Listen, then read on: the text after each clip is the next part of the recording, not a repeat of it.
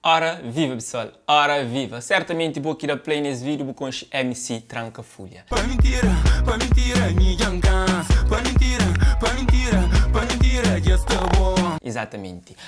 Sinome estive recentemente envolvido numa grande polêmica, não se fala de Gamboa 2019. É sabido que esse artista foi anunciado para estar na Gamboa e dia depois a Câmara retira esse nome e depois também justifica o motivo desse nome que está na cartaz.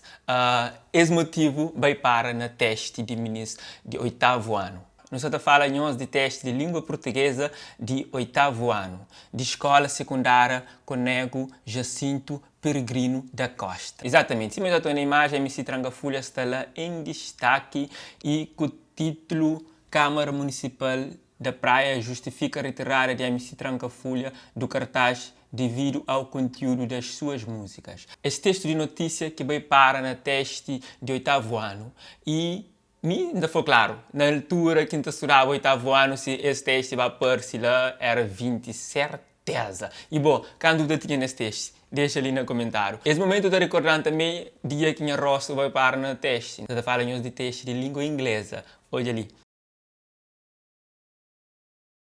Exatamente, foi um momento muito contente para mim. Certamente é motivo de alegria um artista ou essa história num teste, ou não? Será que você gostava de olhar a história no teste? Agora deixa lá no comentário, o que você acha da situação?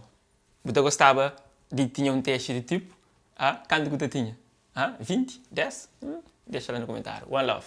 E para você que chega só gosta, então convido a subscrever no canal. É só bem lá de baixo, clica arriba inscrever-se e você ser inscrito. Também ativa o sininho assim para você receber notificações